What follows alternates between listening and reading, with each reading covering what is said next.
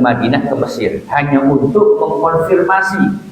Beliau sudah mendengar hadis tersebut dari sahabat yang lain, tapi untuk memastikan kebenaran berita itu, beliau datang ke sahabat Nabi yang masih hidup di Mesir. Saking semangatnya. Ini sahabat Jabir. Nah, kata sahabat Jabir, "Ataitun Nabiyya sallallahu alaihi wasallam." Saya mendatangi Rasulullah sallallahu alaihi wasallam, fadaqatul baba. Nah, ini. Kemudian saya mengetuk pintu. Faqala man dha? Siapa ini? Faqultu ana. Siapa itu? Saya. Faqala ana ka'annahu qarihaha. Nah, kemudian ketika sahabat Jabir setelah ketuk pintu, terus Nabi bertanya, siapa itu? Siapa ini? Sahabat Jabir mengatakan, saya. Nabi nggak suka. Nabi tidak suka. Anak begitu, Pak. Saya. Bahasa kita seperti itu. Nah, ini yang saya katakan tadi itu, makruh hukumnya ketika ditanya, siapa di pintu? Saya. Hanya saya saja. Terkecuali kita sangat akrab, suara kita dikenal, kecuali itu. Tapi tetap meskipun begitu disunnahkan menyebut nama. Saya Taufik. Nah, Nabi itu nggak suka seperti itu. Nah, yang disukai Nabi ketika sahabat Nabi perempuan namanya Ummu Hakim. Beliau mendatangi Nabi di saat Nabi sedang mandi, wa Fatimah tasturuhu, dan Siti Fatimah menutupinya. Luar biasa, Pak. Maaf. Kalau kita mendengar hal seperti ini, Nabi mandi ditutupi oleh Siti Fatimah. Jadi satu, rumah Nabi itu kamar mandinya tidak bertembok, ya. Bahasa kita kamar mandi dengan rumah itu ya enggak antara kamar tempat tidur, kamar mandi, dapur itu tanpa sekat-sekat. Umpama rumah itu seperti ini, ya ini rumah Nabi tertutup pada pintunya, tapi di dalamnya itu nggak ada sekat kayak kamar mandi. Sehingga Siti Fatimah itu bahasa kita ada kain goseng. Tapi nggak semua rumah sahabat seperti itu. Orang yang kaya nggak seperti itu. Tapi rumah Nabi seperti itu posisinya. Di kotak saja. Jadi di situ Nabi tidur bersama istrinya, di pojok sebelah kiri dapur, sebelah kanan buat mandi. Itu aja.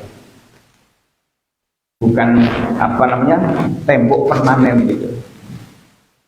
Jadi kalau kita kan lebih bersyukur kepada Allah, rumah kita jauh lebih baik. Nah, ketika ditanya siapa engkau, maka hendaknya kita menjawab dengan jawaban saya Taufik gitu. Nah, yang ketujuh, diperbolehkan menyebut pangkat dan kedudukannya bila sahibul bait belum mengenal kita. Dengan catatan tidak bermaksud tafakhur. Apa tafakhur Pak Taufik? Tidak bermaksud menyombongkan diri. Contoh, Assalamualaikum. Waalaikumsalam. Siapa di luar? Saya Taufik, Pak RT. Nah, kedudukannya disebut. Oh, Pak RT. Itu boleh. Bahkan dicontohkan Rasulullah. Siapa Anda? Saya Fulan, Pak RW. Nah, itu menyebutkan kedudukan kita jika sahibul bait yang kita kunjungi itu belum mengenal kita. Yang kedelapan, disunnahkan memberi nasihat kepada orang yang tidak mengucapkan salam ketika dia minta izin masuk. Jadi umpama ada anak tetangga, anak sahabat kita, atau sahabat dekat kita begitu, mungkin karena belum mengerti, kemudian datang ke rumah kita, terus langsung masuk saja tanpa salam. Ya kalau kita maaf, umpama dia sangat dekat dengan kita bisa menasehati dengan baik. Loh, bikin salam apa? Nah kenapa? Itu doa biar kita selamat, sejahtera. Assalamualaikum.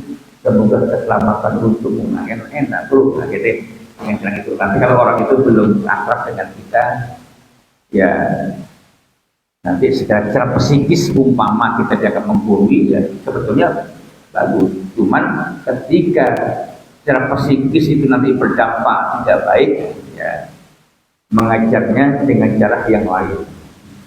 Umpama kita ke rumahnya mengucapkan salam, assalamualaikum, waalaikumsalam.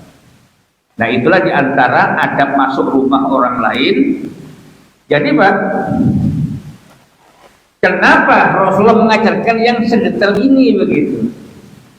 Yang pertama, kalau tidak mengucapkan salam langsung masuk, meskipun teman ngopi kita, teman dekat kita, ketika dia sudah berumah tangga, maaf, siapa tahu di dalam rumahnya itu istrinya, maaf, belum berpakaian yang menutupi aurat, atau di rumahnya ada sesuatu yang ia tidak ingin dilihat orang lain, mungkin belum pantas dilihat, mungkin masih berantakan, dia tidak ingin rumahnya dilihat orang lain berantakan misalnya. Atau dia punya anak gadis yang sudah akilah balighah, sudah akil balik begitu. Kenapa? Karena ketika anak gadis kita itu sudah akil balik, maka sudah wajib hukumnya agar auratnya tidak boleh terlihat oleh yang bukan mahramnya. Nah, yang ketiga, Nabi mengajarkan yang seperti ini supaya keberkahan di dalam bersilaturahim itu tambah. Apa berkah itu? Ziyadatul khairi. Apa Pak? Artinya bertambahnya kebaikan-kebaikan. Apa itu? Yang pertama, mengamalkan sunnah-sunnah Rasulullah. Yang kedua, itu adalah doa. Assalamualaikum. Waalaikumsalam warahmatullahi wabarakatuh. Kita ucapkan hanya satu, tapi dijawab oleh sahabat kita dengan berkat waalaikumsalam warahmatullahi wabarakatuh. Semoga keselamatan, rahmat Allah dan keberkahan Allah untuk Anda yang luar biasa. Nah, itu semua bernilai ibadah. Jadi ibadah yang gampang kita laksanakan, ibadah yang dengan mudah kita kerjakan, yaitu mengucapkan salam, ketuk pintu, minta izin, ini ibadah. Maka ketika kita mengucapkan salam ke rumah sahabat kita, juga mungkin ketuk pintu misalnya, maka kita niatkan bahwa itu merupakan sunnah-sunnah Nabi yang jika kita kerjakan merupakan ibadah. Jadi itu motivasi. Di samping dampak sosialnya tinggi, apa aja attitude yang luar biasa. Nah itulah diantara fikih di dalam atau adab masuk rumah orang lain. Jadi meskipun itu rumah adik kandung kita, Bisa saja dia tidak suka misalkan auratnya tertampak oleh kakaknya yang sudah sama-sama dewasa. Tapi yang paling penting ketika dia sudah punya keluarga, punya anak, punya istri, apalagi punya anak perempuan juga, maka di situ penting untuk kita laksanakan adab-adab seperti ini. Baik, silakan ada pertanyaan monggo. Sebelum dilanjut. Kita ulangi lagi Pak ya. Mengucapkan salam dan mengetuk pintu itu sunnah. Minta izin 3 kali termasuk salamnya. Yang ketiga, berdiri di depan pintu pada posisi yang tidak dapat melihat orang yang di dalam rumah. Yang keempat, bila tidak ada jawaban, tidak ada yang menyahut, hendaknya kita pergi. Yang kelima, ucapan minta izin itu antara lain, bolehkah saya masuk, berkenankah jika saya masuk, gitu.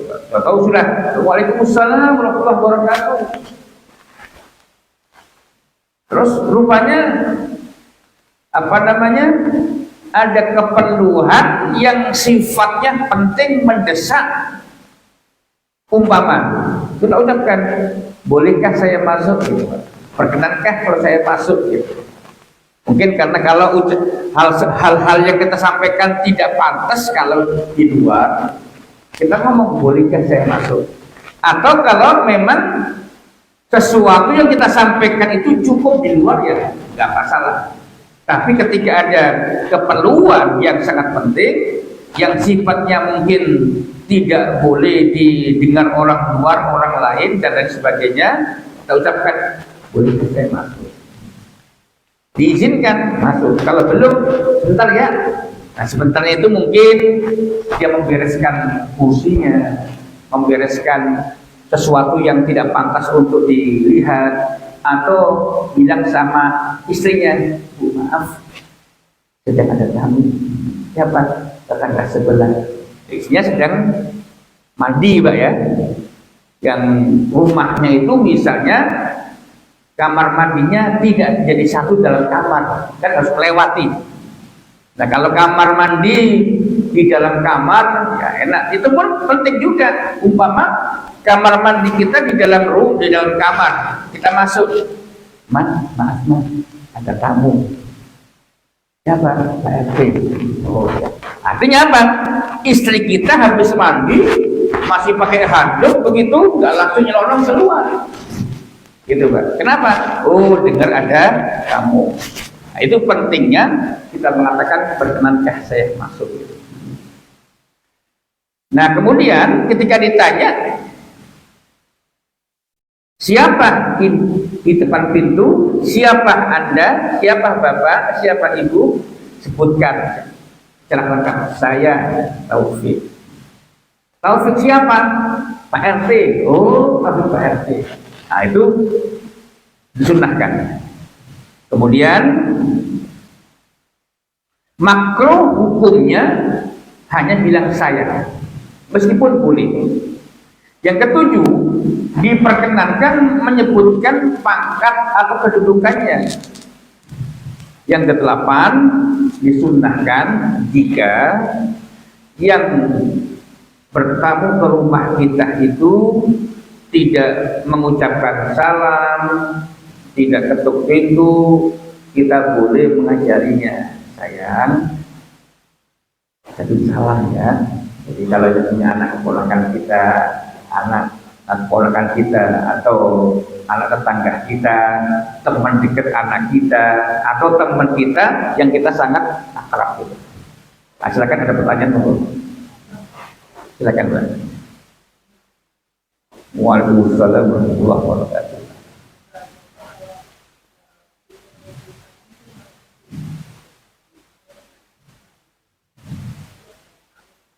Oh iya. Baik, terima kasih. Bagaimana kalau pemilik rumah itu berbeda agama dengan kita? Yang pertama, bisa cukup dengan ketuk pintu, tekol bab. tok tok tok tok tok tok tok tok, dengan mengucapkan misalnya selamat pagi Pak, tok tok tok, selamat siang, tok tok tok gitu. Seperti itu Pak ya. Tetap ada izin, ada etika. Atau dengan bahasa lokal misalkan tok tok tok nuwun sewu gitu. Nuwun sewu gitu ya. Kalau bahasa Sunda Pak, nuwun sewu itu. Punten, tok tok tok punten. Ya itu Pak. Ya, itu penting, ini kan sepele gitu ya. Silakan yang lain. Oh pamit. Oh, ya ketika umpama kita sedang ngobrol, ya Pak ya, baik Pak, terima kasih atas sambutannya, mohon pamit, ya selamat siang, gitu, tidak masalah. Sama dengan Pak di apa namanya tradisi Arab pun begitu. Ketika kita ada di ruang publik, yang publik itu apa namanya diyakini di sana percampuran antara muslim dan muslim misalnya, maka ketika tahu bahwa dia non muslim akan berkata dalam bahasa Arab sabahal khair. Sabahal khair itu bahasa kita selamat pagi. Nahar sa'id, selamat siang. Masa'al khair, selamat sore. Lailatuka sa'idah, selamat malam gitu ya. Contoh terima telepon. Contoh sabahal khair, sabahal khair gitu. Gitu Pak. Kalau dipastikan bahwa dia non muslim. Baik, makasih.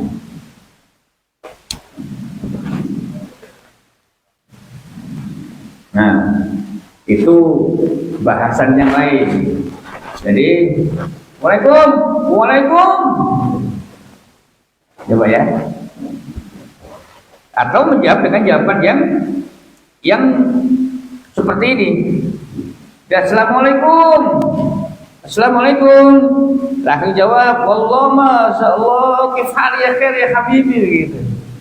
Masya Allah, gitu kan. Masya Allah di sini bukan salam itu, masa itu, oh Anda bahas kita, oh kamu datang gitu. Jadi tidak harus dijawab dengan Waalaikumsalam warahmatullahi wabarakatuh.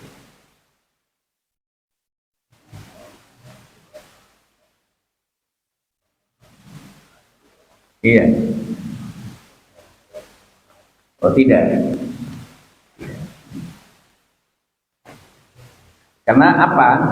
Karena terhijab dengan keimanan,